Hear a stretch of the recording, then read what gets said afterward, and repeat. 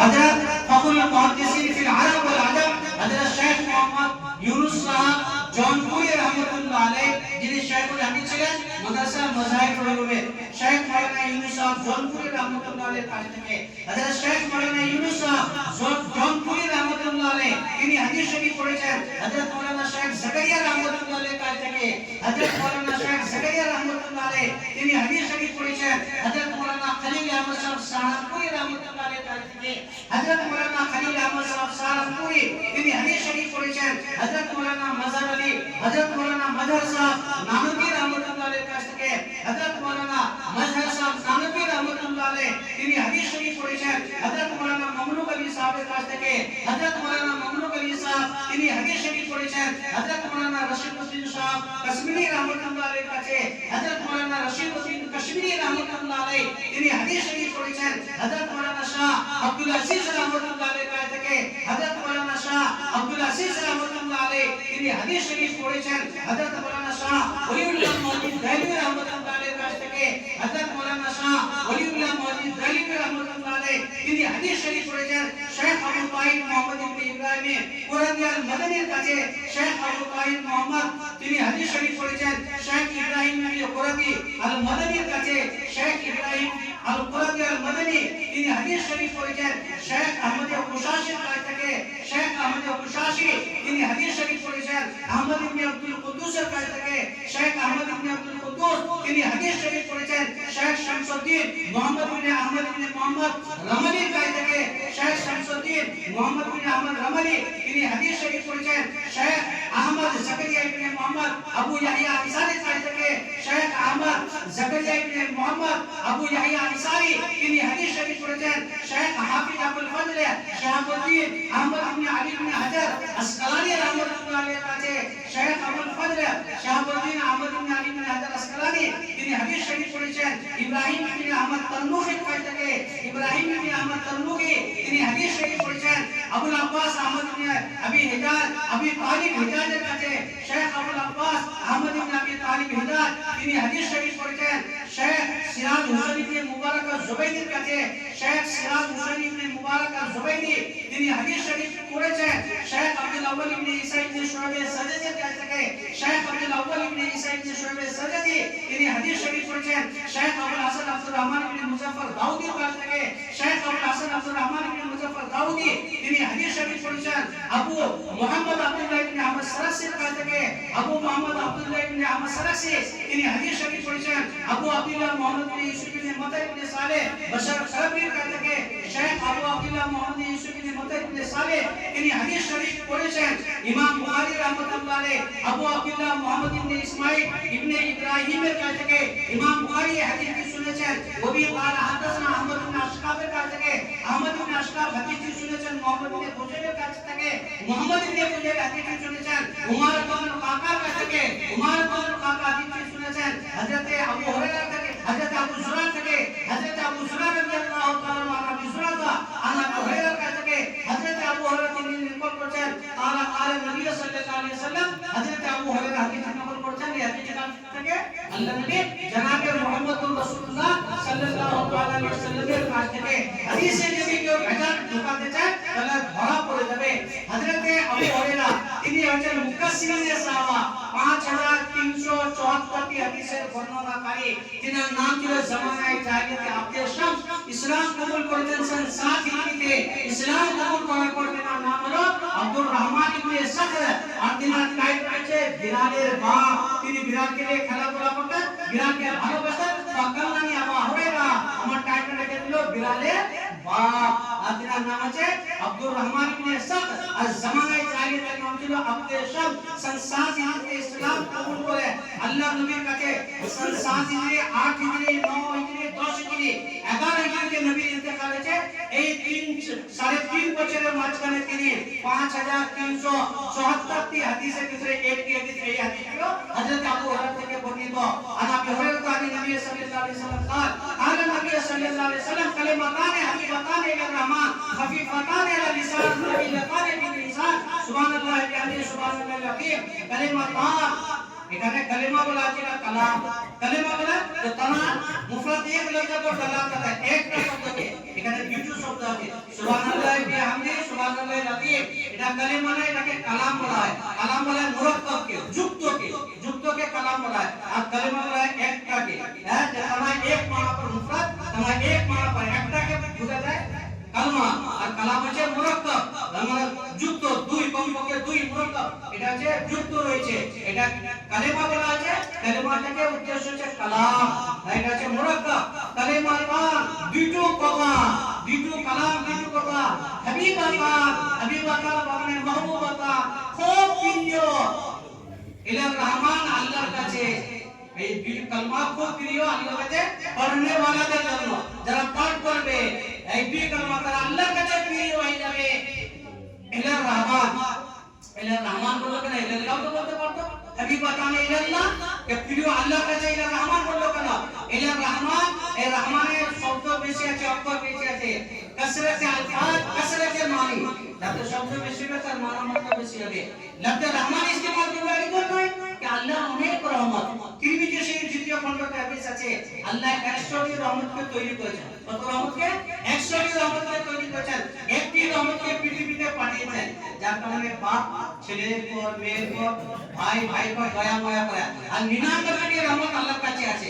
তিরমিজি শরীফ দ্বিতীয় খণ্ডে হাদিস আছে, কাল কিয়ামতের মাঠে আল্লাহ সুবহানাহু ওয়া তাআলা মুমিনদের জন্য 99টি রহমতের বিকাশ ঘটাবেন।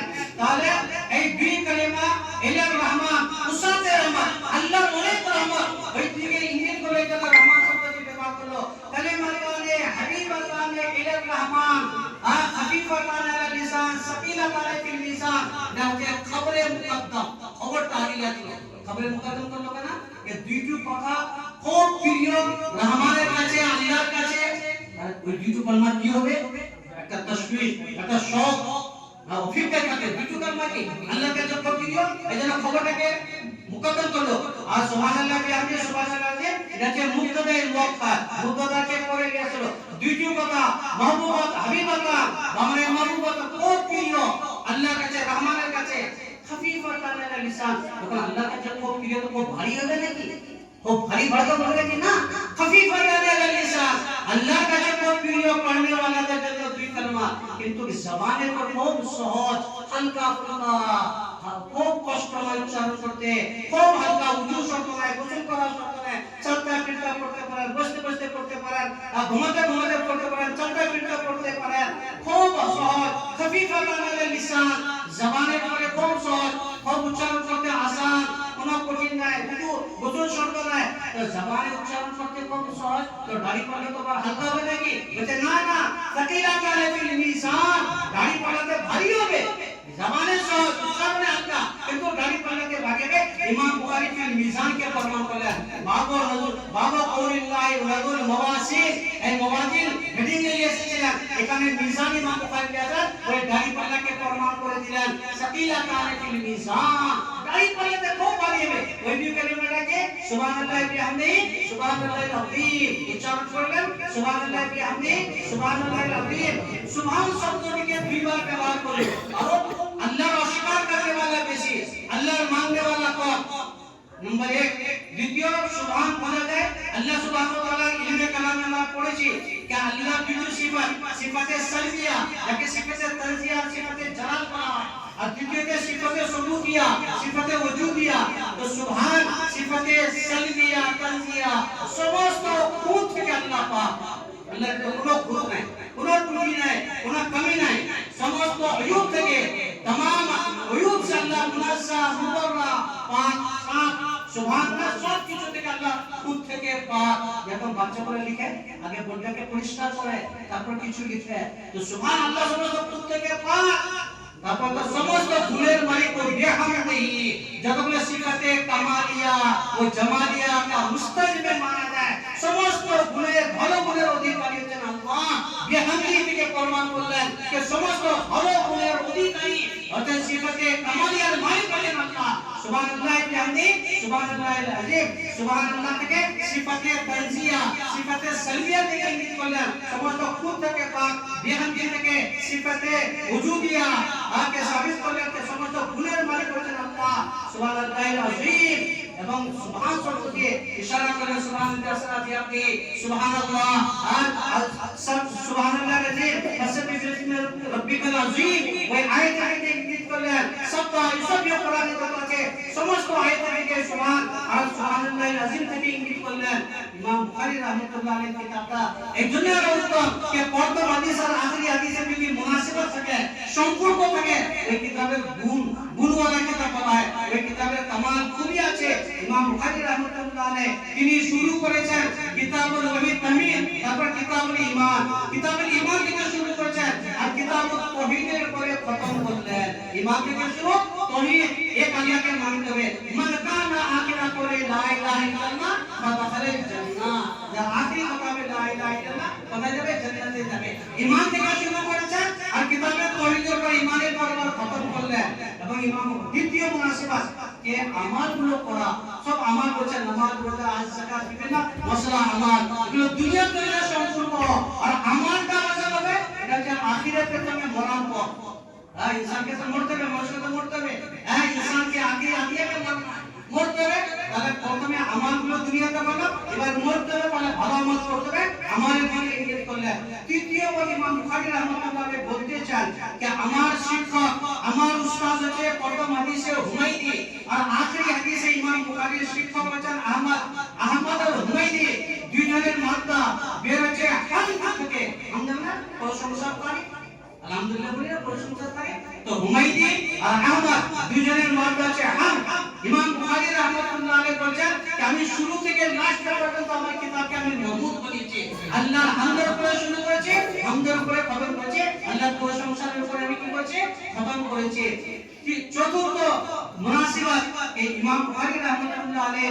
প্রথম হাদিসের শেখ হুমায়দি তিনি হচ্ছেন মক্কাবাসী আর আখেরি হাদিসের শেখ হচ্ছে আহমদ ইবনে ইসহাক তিনি হচ্ছেন মদিনা তো কোরআনে কারীম অবতীর্ণ কোথা থেকে শুরু হয়েছে মক্কা থেকে আর শেষ কোথায় হয়েছে মদিনা ওয়াইয়ে ইলাহিকা আউয়ালে মানজিল মক্কা এটা শেখে মক্কি থেকে আরম্ভ করেছেন আখেরি শেষ হয়েছে ওই মদিনা থেকে তো শেখে মদিনী পর ইমাম বুখারী রাহমাতুল্লাহ আলাইহি নিজের কিতাবকে খতম করলেন নাম্বার 5 হযরত ইমাম বুখারী রাহমাতুল্লাহ আলাইহি বলতে চান যে প্রথম হাদিস হচ্ছে ইন্নামাল আমালু বিনিয়াত ওয়া ইন্নামাল ইমরিন মা নাওয়া আখেরি হাদিসের শব্দ হইছে ইমাম বুখারী দিয়েছেন ওয়ালা আমালা বানি আদম প্রথম ইন্নামাল আমালু বিনিয়াত আমালের দারুণার কারণ আছে নিয়ত আমালের পর শুরু করতে ইন্নামাল আমালু বিনিয়াত আমালের দারুণা নিয়ত আর আমালের পর খতম করলেন আমল থেকে শুরু আমালের পর খতম ইমাম বুখারী রাহমাতুল্লাহ আলাইহি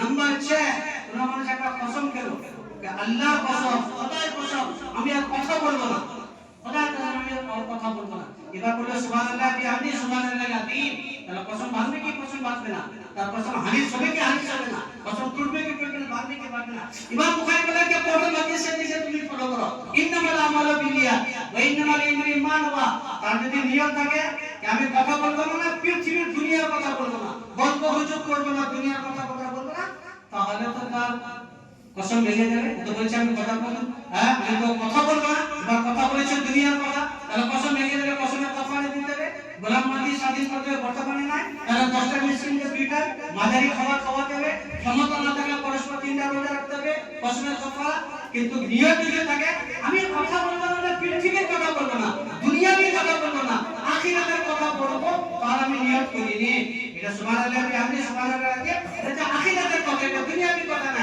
যদি নিয়ত থাকে দুনিয়াবি কথা বলবো না তাহলে কসম ভাঙবে আর কসম খাবার পর যদি সুবহানাল্লাহ বিহামদি সুবহানাল্লাহ বললো তাহলে কসম ভাঙবে না ওর তো নিয়ত আছে কি আমি দুনিয়ার কথা বলবো না আর যদি কসমটাকে কোনো রকমে কথা বলবো না দুনিয়ার বলবো না আখিরাতের বলবো আর উচ্চারণ করে এটা তাহলে কসম আবার ভেঙে যাবে যদি মুতলাকান যদি নিয়ত করে আর নিয়ত থাকে যদি দুনিয়ার কথা বলবো না আর এটা বললো তাহলে কসম ভাঙবে না বুঝতে পেরেছেন আপনি ইমাম বুখারী রাহমাতুল্লাহ আলাইহি নাম্বার 7 তিনি বলতেছেন প্রথম হাদিসে রাবী হচ্ছে উমর ইবনে খাত্তাব হাদিসের বর্ণনাকারী আল্লাহ নবীর কাছ থেকে উমর ইবনে খাত্তাব নকল করেছেন এখানে নকল কে করেছেন হযরত আবু হুরায়রা উমর ইবনে খাত্তাব তিনি হচ্ছেন মুহাজির আবু হুরায়রা ইনি হচ্ছেন মুহাজির ইমাম বুখারী ইঙ্গিত করতে চলেন যে বিদ্যার জন্য ঘরবাড়ি ছাড়তে হবে হিজরত করতে হবে হযরত শেখ মাওলানা ইউনূস সাহেব জলপুরি রাহমাতুল্লাহ আলাইহি তিনি বলতেন যে হিজরতের 3 প্রকার একটা হচ্ছে ঘরবাড়ি ছাড়া তিরমিজি হাদিস আছে তৃতীয় অধ্যায় ইউসুফ আইয়াতুন নাস ইকবাতালি ইউসুফ আইয়াতুন নাস ইয়া আহবাবি লিমিনে ইয়াতুলুনা ইলমা ফালা